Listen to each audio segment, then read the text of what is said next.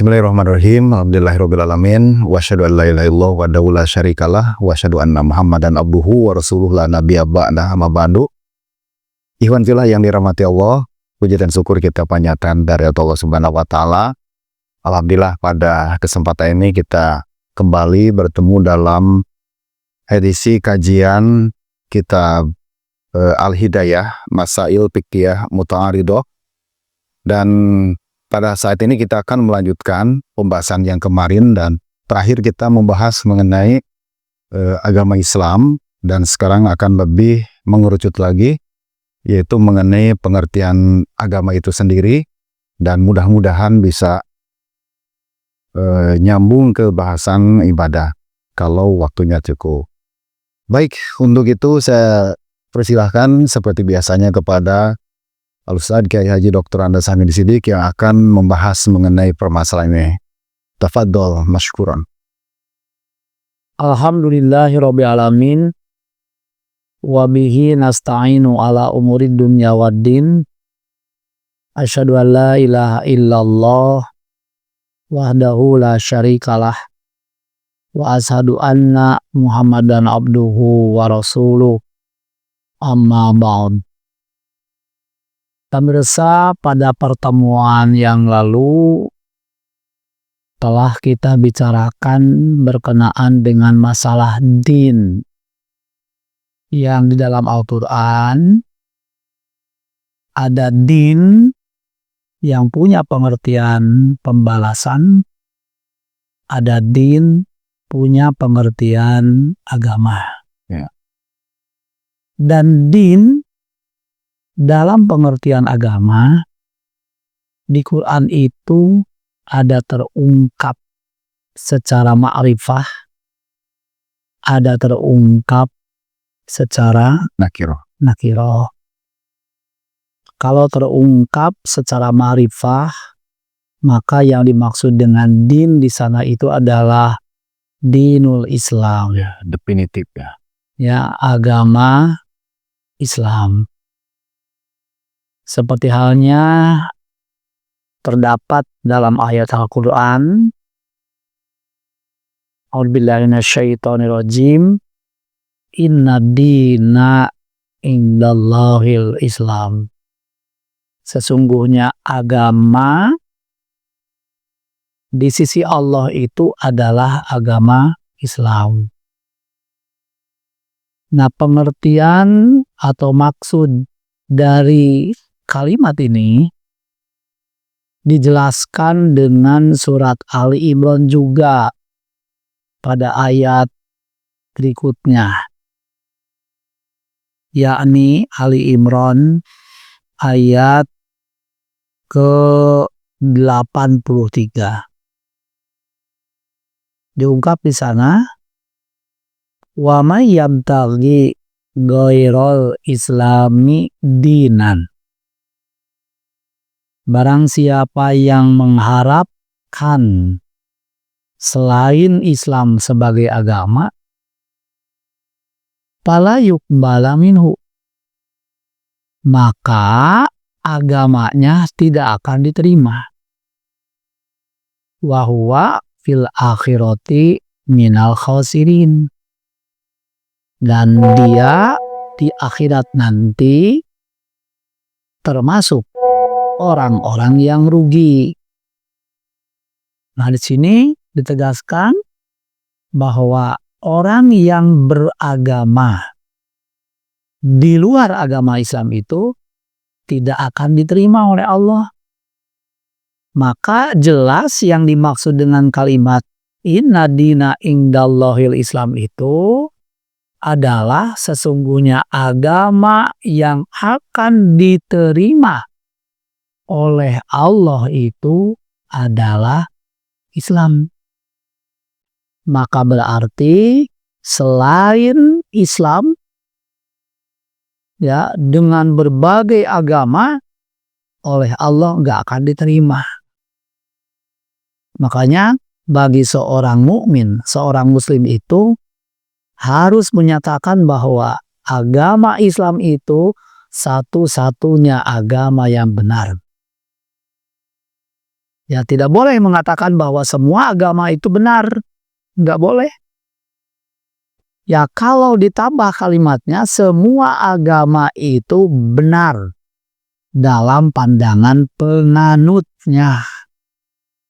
Ya, kalau kita sebagai muslim nggak boleh mengatakan bahwa semua agama itu benar.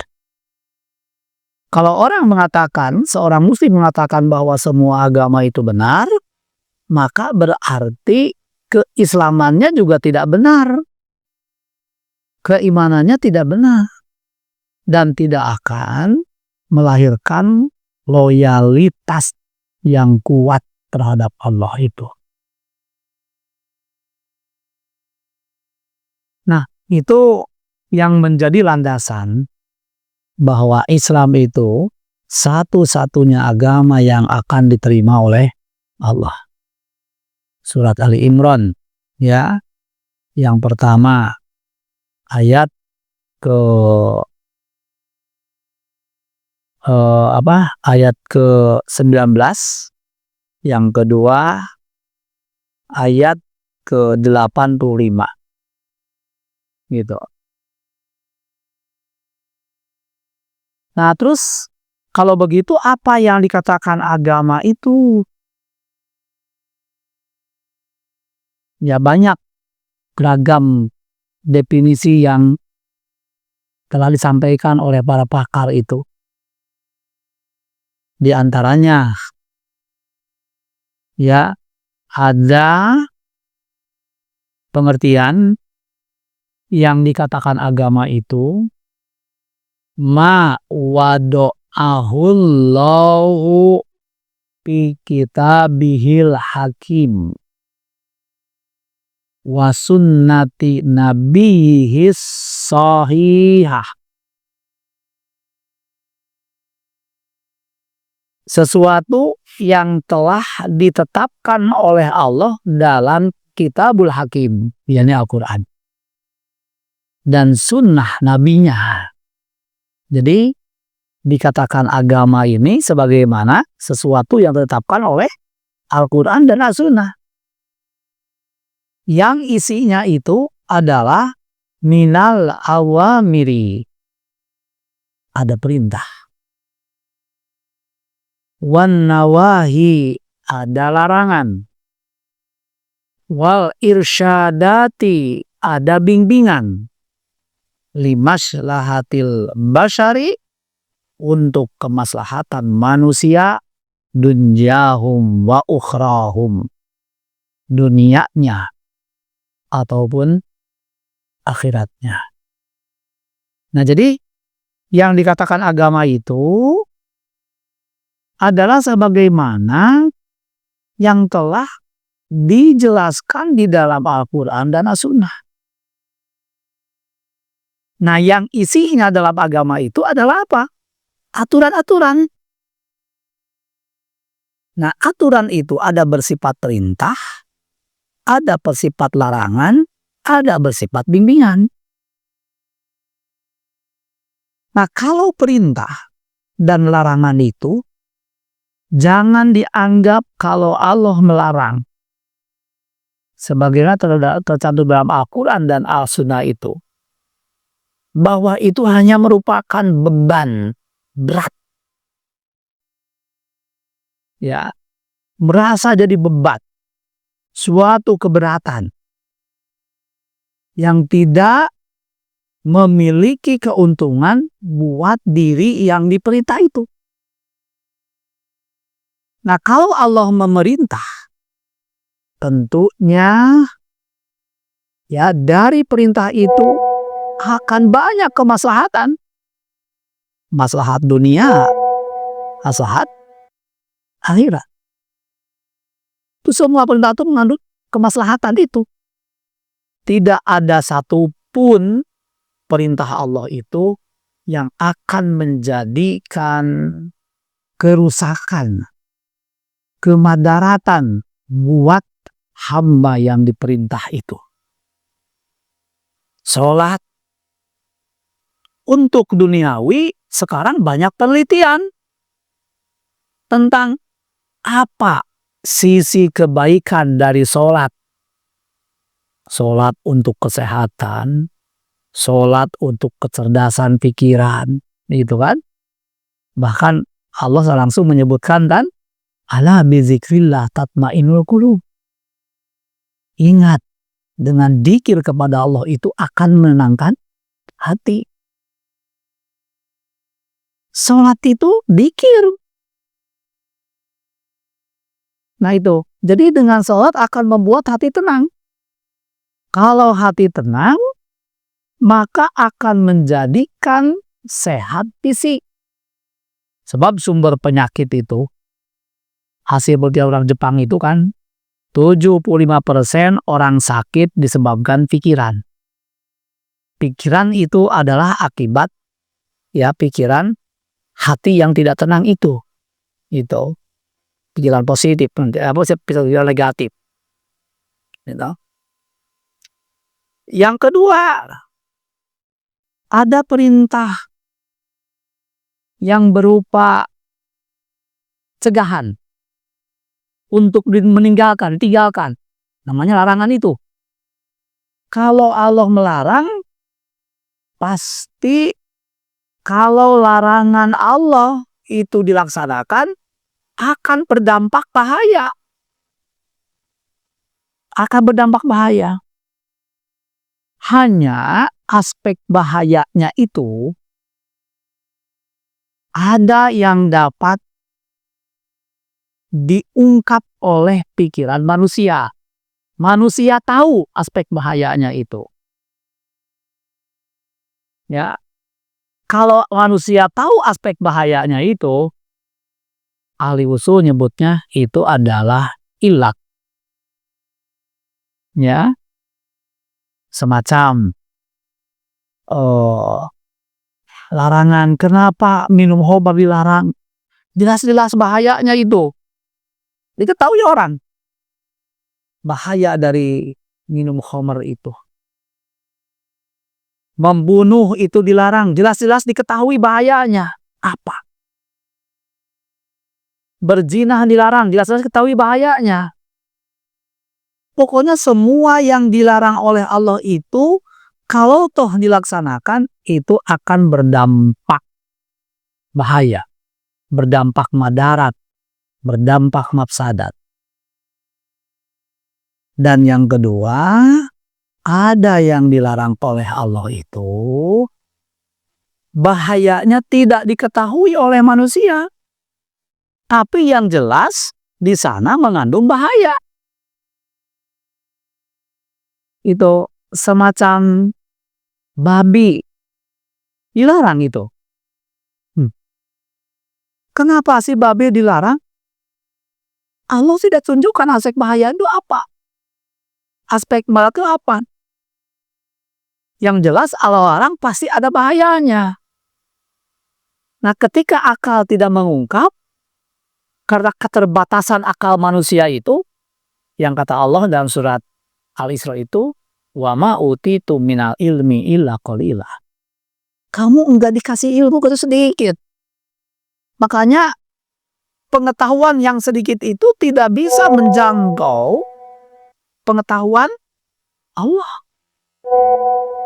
Yang jelas, makan daging babi itu walaupun kata orang banyak manfaatnya, tapi di sana terselip ada aspek bahayanya. Nah, terus kalau kita udah tahu di mana? Pokoknya iman kepada Allah. Bahwa itu dilarang, titik, kita jauhi. Gitu. Itu namanya din. Nah, kalau kita beragama, ya tidak mau melaksanakan apa yang diperintah, tidak mau meninggalkan apa yang dilarang, buat apa kita beragama?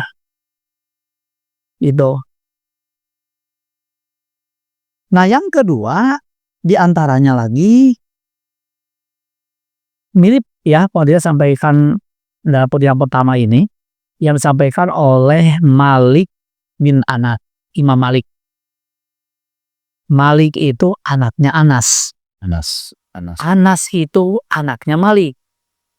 Malik tabi'in, Anas sahabat. Jadi Anas anaknya Malik. Cuma bapaknya Anas ya dalam riwayat itu tidak diketahui dia telah masuk Islamnya. Gitu. Kan ibunya itu siapa? Ummu Sulaim kan? Ya. Ummu Sulaim itu suaminya meninggal, terjadi ya ada pembunuhan. Ya, tapi tidak sempat masuk Islam. Tapi anaknya ya sahabat yang doakan oleh Rasul itu. Doanya Allahumma aksirhu malahu waladahu. Ya Allah, banyakkan Anas harta dan anaknya. Gitu. Kalau sampai 60 ya anaknya. 99 katanya. 9. Ya. Itu berarti bukan dari satu istri ya? Iya, tentunya begitu. Ya. Nah, kata Anas gimana ya sama agama itu? Man ibtada'a fil Islam bid'atan yaroha hasanatan faqad ja'ama anna Muhammadan khana ar-risalata li'anna Allaha yaqulu al-yawma akmaltu lakum dinakum fama lam yakun yawma idin dinan la yakuna al-yawm dinan. Kata Anas, siapa yang mengada-ngadakan suatu upacara peribadatan di dalam Islam, berbid'ah itu, ya roha hasanatan, dia memandang sesuatu yang diada-adakan itu baik. Sholat subuh 4 rakaat, kalau banyak baik, gitu kan? Nah, kalau orang itu punya anggapan seperti itu, faqad ja'ama anna Muhammadan khana risalah. Maka dia telah menduga bahwa Muhammad itu mengkhianati risalah. Kan nggak mungkin. Tugas Rasul itu justru menyampaikan. Allah ancam, ya ayyuhar rasulu baligh ma unzila ilaika mir rabbika fa ilam taf'al fama balagta risalatahu. Wahai Rasul, sampaikan.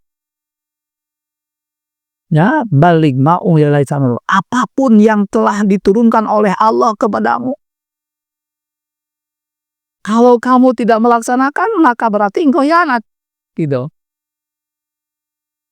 Nah, jadi nggak mungkin ya Rasulullah itu menyampaikan. Tidak menyampaikan. Ya, tidak menyampaikan apa yang telah Allah berikan itu. Dan itu kemarin tertegas ya dalam Al-Maidah ayat 3. Agama itu sudah sempurna. Ya, sudah sempurna. Tidak ada penambahan-penambahan. Ya, tidak ada penambahan-penambahan. Sudah sempurna. Kalau kita menambah-nambah, maka berarti agama kita belum sempurna. Tambah itulah, tambah inilah.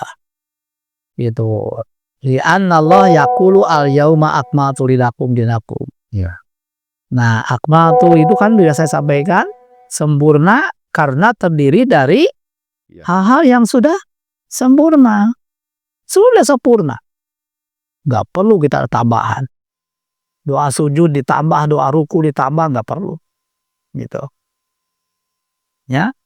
Jadi kalau kita menyebut ada lagi ya yang belum diungkap oleh agama, nah makanya pamalam yakun yaumaidin dinan la yakuna yaumadinan. Orang yang yang hari ini tidak dikatakan ya, yang tidak ada dalam agama, ada suatu yang ada dalam agama, maka hari itu dia tidak beragama, gitu. Nah itulah ya berkenaan dengan makna agama. Jadi intinya agama itu semua yang tercantum dalam Al-Quran dan hadis yang isinya secara umum berupa perintah dan larangan. Nah gitu ya. Dan agama itu sudah sempurna. Jadi kita tidak perlu menambah-nambah untuk hal-hal yang katakanlah sifatnya juklak jukmisnya itu sudah jelas ya. Ya. Kemudian masih tentang Nah, ini satu ya, saya menambahkan ini salah satu hadis sahih ya, diriwayatkan oleh Imam Tabrani. Ma tarabtu syai'an yuqarribukum ilallah ta'ala illa waqad amartukum bih. Wa ma tarabtu syai'an yab'adukum anillah illa waqad nahaitukum anhu. Tidaklah aku tinggalkan sesuatu untuk menjadikan taqarrub diri, mendekatkan diri kepada Allah, kecuali aku benar-benar telah memerintahkannya. Ya, jadi intinya bentuk untuk pendekatan kepada Allah itu semua telah diperintah.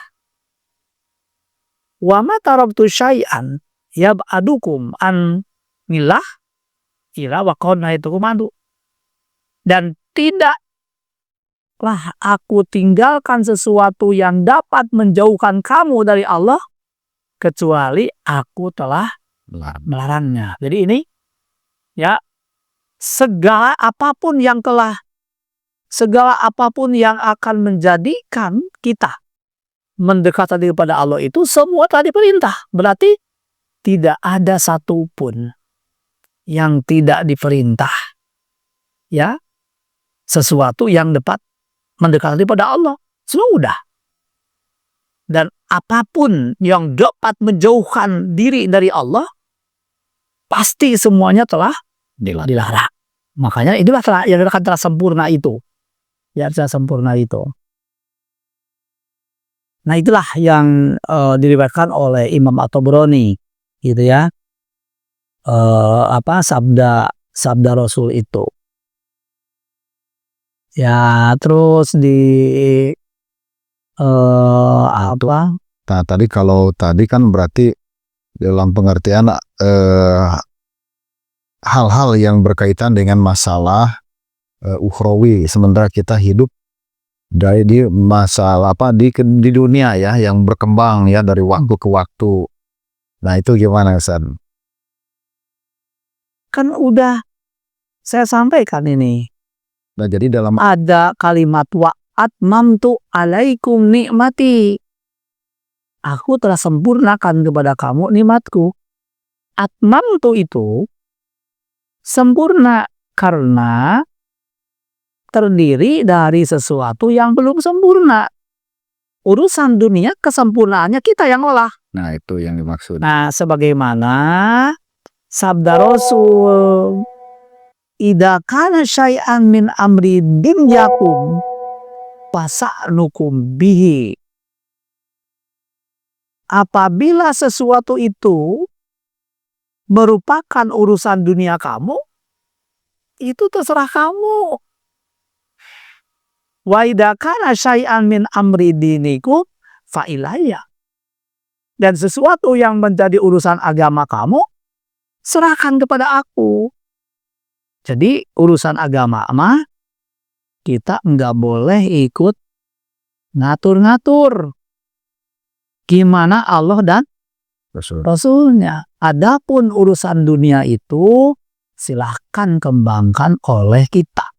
Ya, semacam kalau dalam urusan duniawi ya, Rasul pakai onta, nah kita pakai mobil. Iya, jadi dalam ini urusan duniawi tentang tadi kendaraan, tentang persenjataan waktu perang, tentang pakaian gitu kan ya. Ya, pakaian juga kan banyak sekali bentuknya ya. Iya. Nah, itu kan urusan duniawi. Urusan duniawi. Kalau substansinya itu adalah menutup auratnya. Itu bukan menutup, malah perintah Al-Quran itu. Tapi tidak menampakkan aurat. Ya, tidak menampakkan.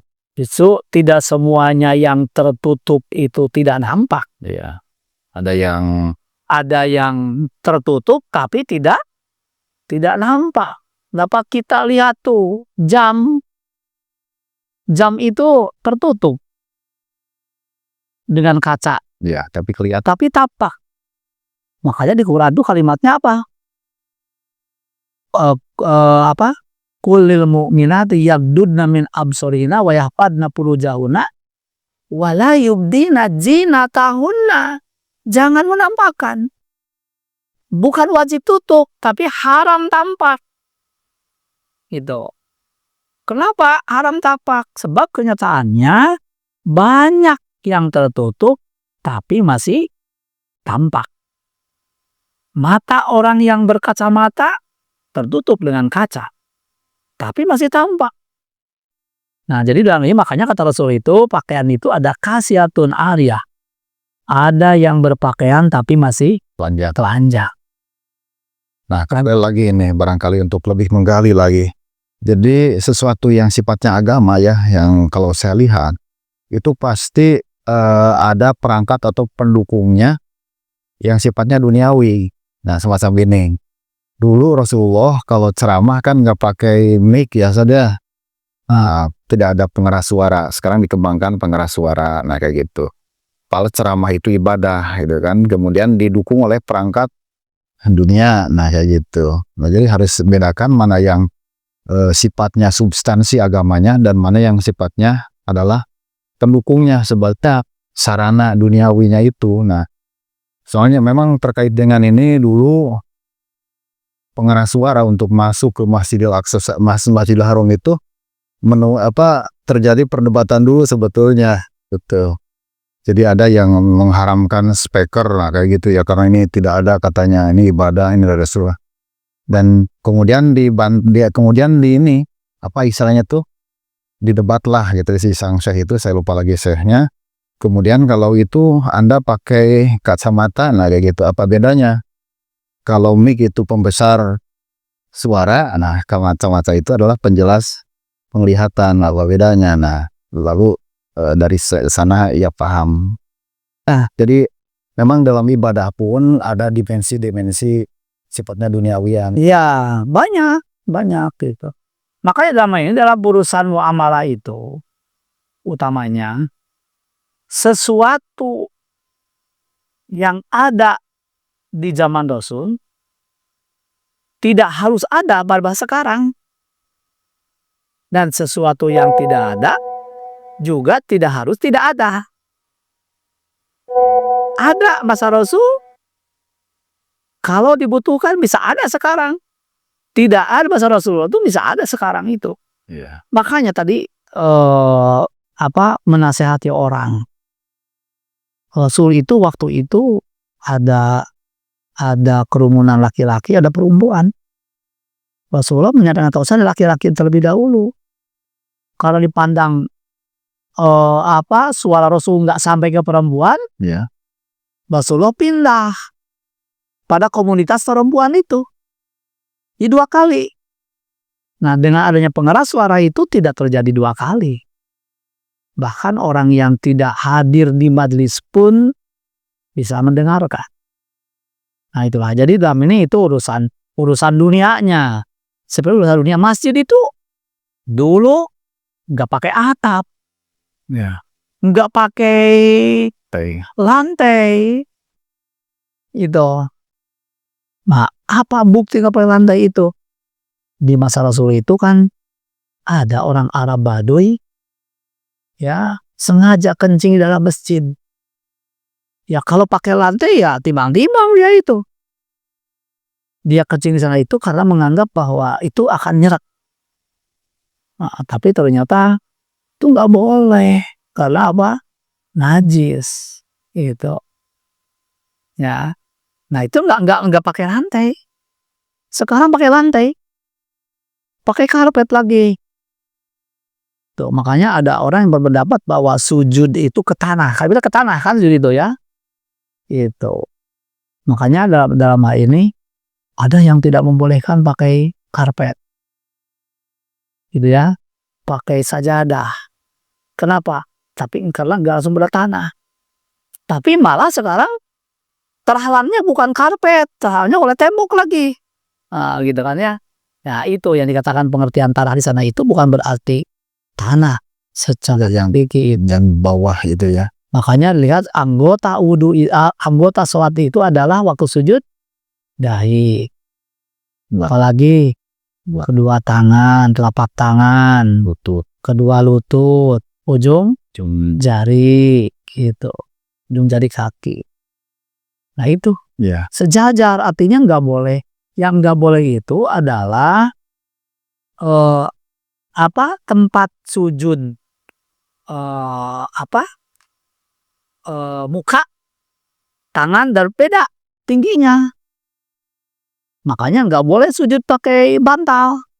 ya harus ini Kenapa? datar. Iya, karena nggak rata itu.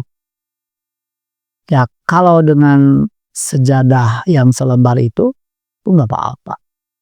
Atau dengan sampai, ya itu nggak apa-apa. Nah, jadi dalam masalah ibadah itu juga di sana ada unsur dunianya. Semacam wudhu dengan air, tapi mengadakan air dunia. Iya. Pakai sumur, pakai keran, pakai apa? Nggak jadi masalah. Tidak tampak aurat itu agama. Tapi adanya pakaian dunia. Gitu.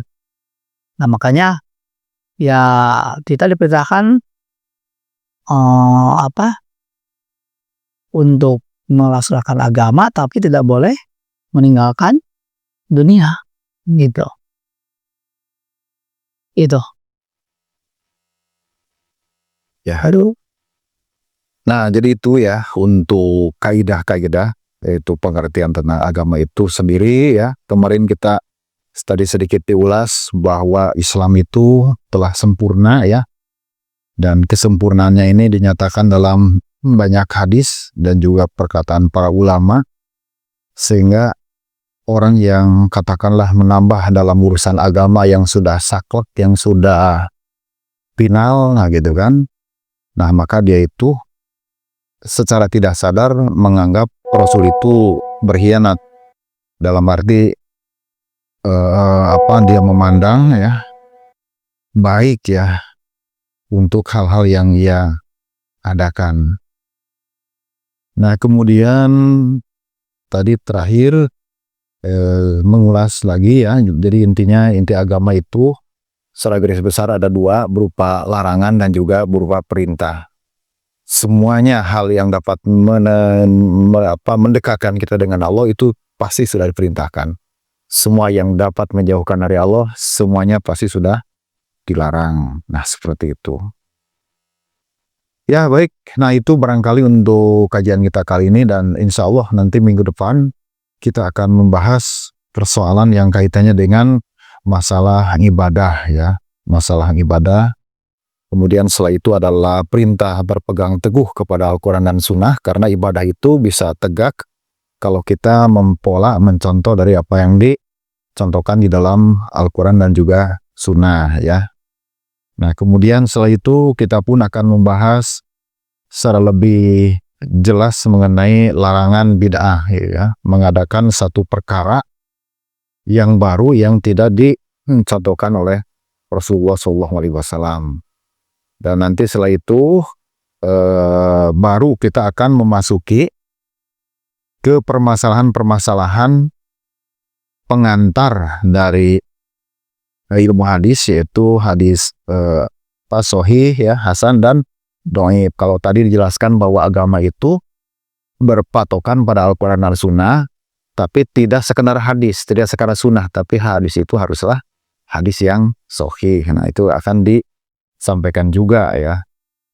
Jadi pengantarnya cukup lama, cukup banyak, dan baru nanti masuk ke yang lebih detail lagi, yang lebih teknis lagi, yaitu ke berbagai persoalan ibadah dengan berbagai macam ikhtilaf atau perbedaan pendapat di kalangan para ulama. Mulai dari masalah wudu ya, adzan, kemudian beberapa bacaan yang terkait dengan sholat dan sebagainya. Nah itu kita akan bahas insya Allah. Ya, ikhwatiman yang dirahmati Allah Subhanahu wa Ta'ala, itu rupanya untuk kajian kita kali ini. Insya Allah kita akan lanjutkan kajian masalah ini dengan tadi tema-tema yang secara garis besar saya sampaikan. Dan terakhir seperti biasanya, bagi ikhwatu iman semuanya ya, baik sebagai orang tua ataupun sebagai anak-anak yang kemarin baru saja lulus SMA alia ataupun SMK dan yang sederajat, dan